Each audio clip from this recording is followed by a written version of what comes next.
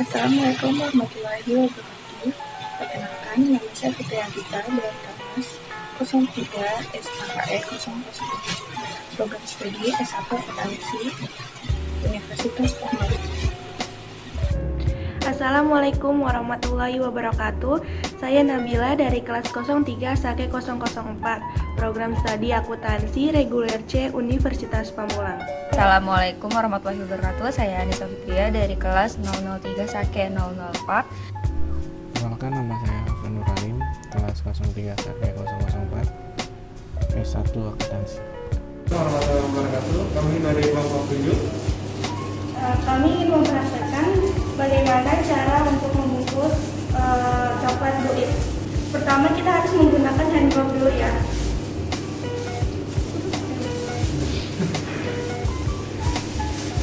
Terus siapkan kertas yang glowingnya ini di Bentar ya. Ini namanya apa? aluminium foil. Apa sih, ribet juga? Ah, Aluminium foil. nah, nggak bisa nyebutnya gue bang. Maaf. Aluminium foil. Siap. Lagi. Lanjut. Aluminium foil gitu. Kita siapkan aluminium foil dan coklatnya di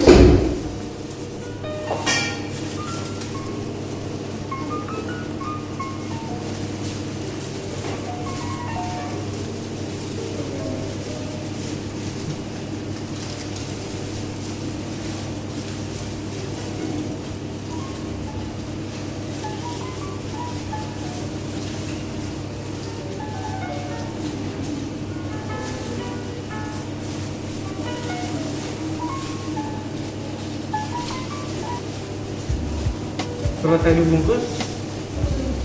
Oh, selesai.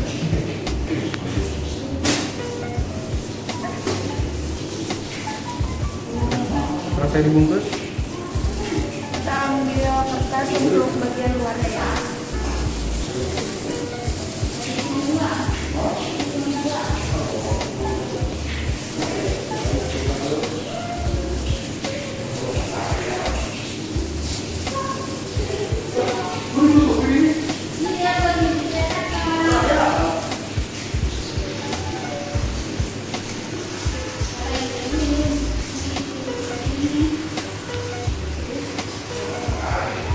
Dan selesai.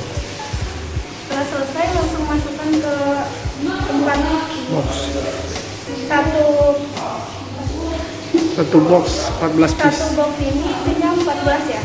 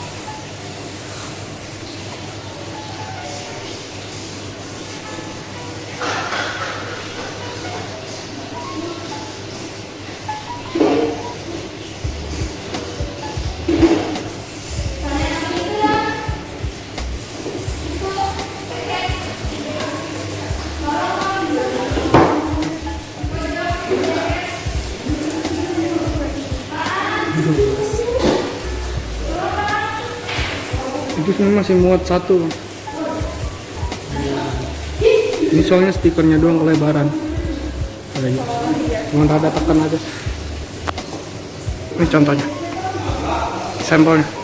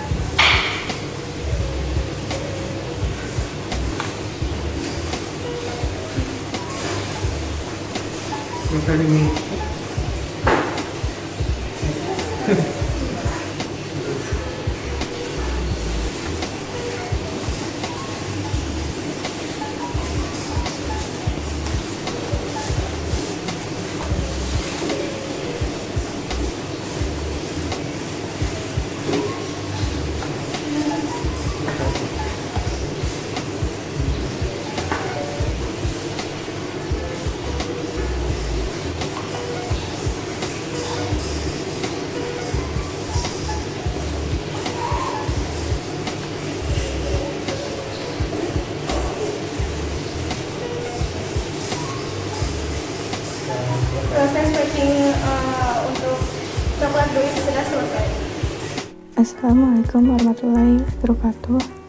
Perkenalkan, nama saya Fitri Adita. Saya akan menjelaskan tentang ruang lingkup manajemen pemasaran. Pemasaran memiliki cakupan yang luas.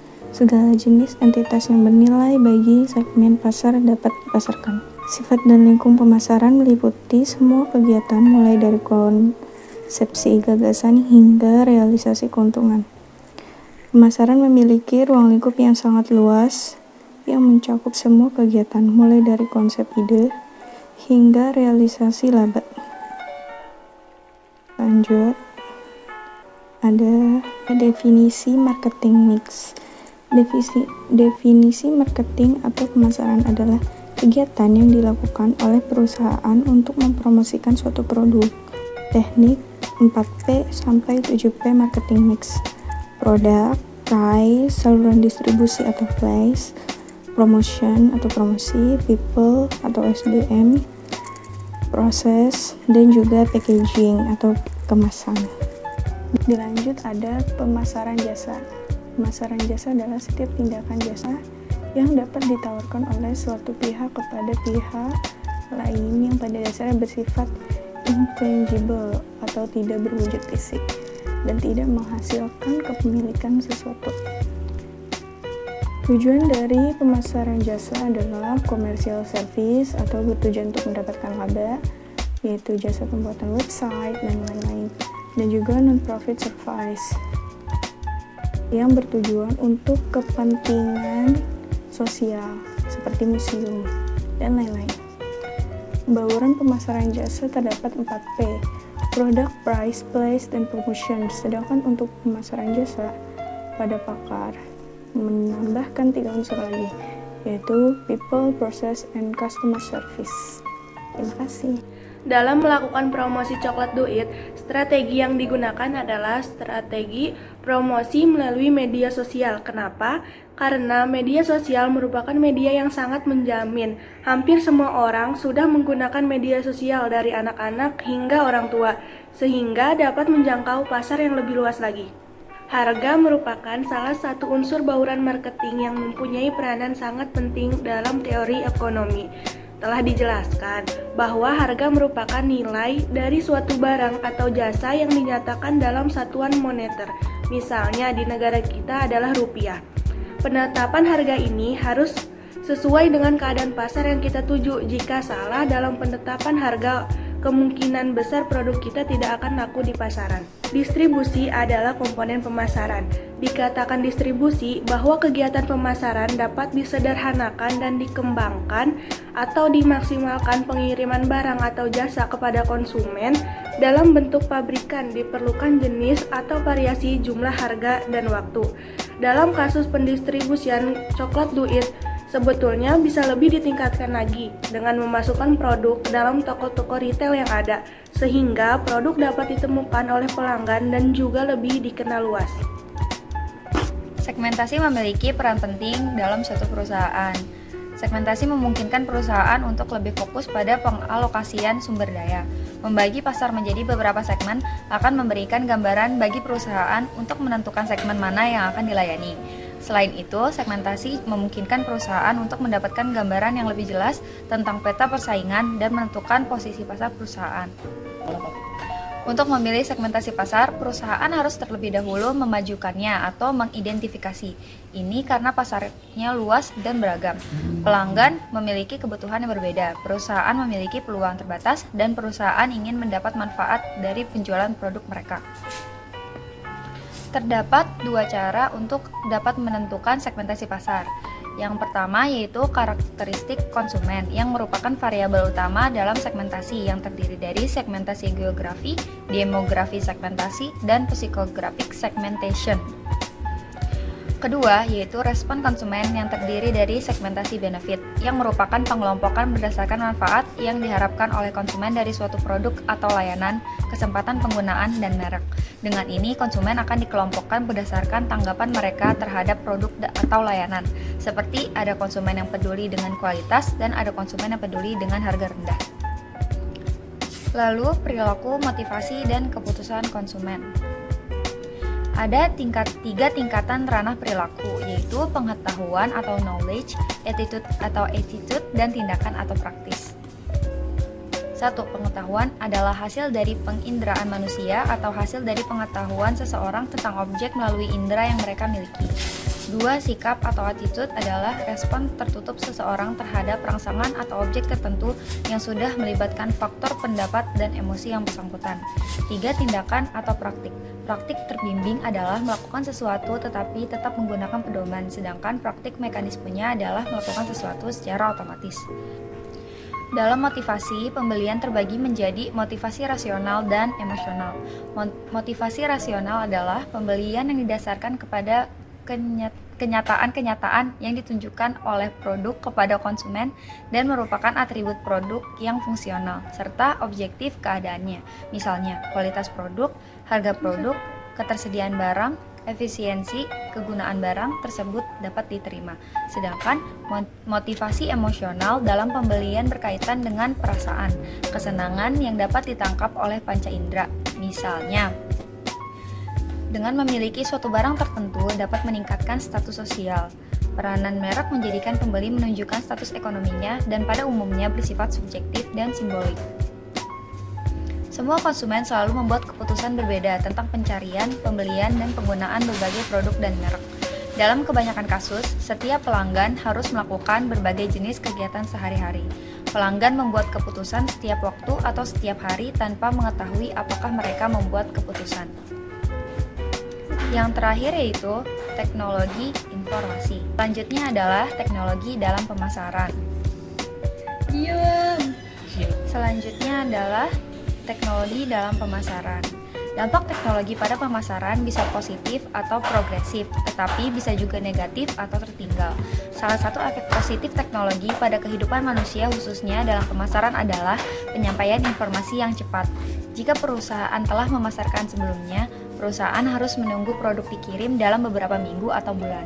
Tetapi hari ini, dengan kemajuan teknologi informasi, penjual dan pembeli tidak perlu menunggu lama untuk produk tersebut. Akses dari internet atau situs terkait akan memfasilitasinya dengan cepat. Efek positif lain dari pengembangan teknologi adalah proses transaksi yang cepat. Tidak perlu mengantri dalam waktu lama, butuh waktu lama untuk mengirim dan menerima uang di kantor pos. Ketersediaan ATM atau ATM otomatis adalah salah satu alat untuk mendukung pemasaran produk dan layanan tanpa gangguan. Salah satu efek negatif dari teknologi pemasaran adalah ketimpangan sosial. Karena pengembangan teknologi terkait erat dengan stratifikasi sosial. Peran teknologi terkait dengan pertumbuhan ekonomi dan ketimpangan modal. Dalam hal ini, manfaat ekonomi dirasakan dari pemasaran terkait erat dengan pengembangan teknologi yang ada. Oleh karena itu, keputusan teknologi rendah dan tinggi memiliki dampak signifikan terhadap ketimpangan sosial.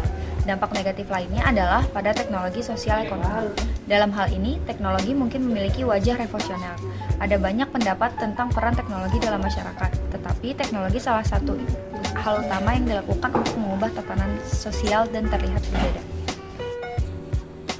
Dalam melakukan penjualan coklat duit, nilai pelanggan sangat penting bagi kemajuan produk tersebut ke depannya, karena kepuasan pelanggan itu bisa menciptakan loyalitas pelanggan terhadap duit coklat. Hal ini jauh lebih penting daripada berusaha untuk mendapatkan konsumen baru, karena biaya yang diperlukan untuk mendapatkan konsumen baru jauh lebih besar dibandingkan dengan biaya yang harus dikeluarkan untuk mempertahankan konsumen lama. Nilai pelanggan dari ada beberapa aspek. Yang satu nilai produk, nilai pelayanan, dan nilai personil, dan nilai citra. Relationship marketing adalah sebuah kajian semakin tumbuh dan berkembang. Jika pada awalnya hanya memperhatikan karakteristik hubungan antara perusahaan dan klien, perusahaan dan pemasok, serta pihak-pihak lain yang berkepentingan secara langsung atau tidak langsung mempengaruhi kegiatan pemasaran. Kemudian, pengembangan pemasaran. Hubungan selanjutnya masuk ke arah strategi pemasaran. Untuk menciptakan pemasaran global, yang harus dilakukan adalah menciptakan dan mempertahankan bahwa duit coklat mampu beradaptasi untuk membedakan diri dari pesaing-pesaingnya dengan menggunakan brand produk Unpam, dan kita juga harus mempertahankan nilai pelanggan dari pelayanan penyajian produknya sehingga peluang kita dalam melakukan pemasaran global akan tercapai. Untuk melakukan Keunggulan kompetitif coklat duit Unpam mampu mengubah pemikiran orang bahwa produk ini adalah produk mahasiswa Unpam. Harganya relatif lebih murah daripada harga pesaing. Dengan ini produk Unpam mampu mengungguli produk para pesaing.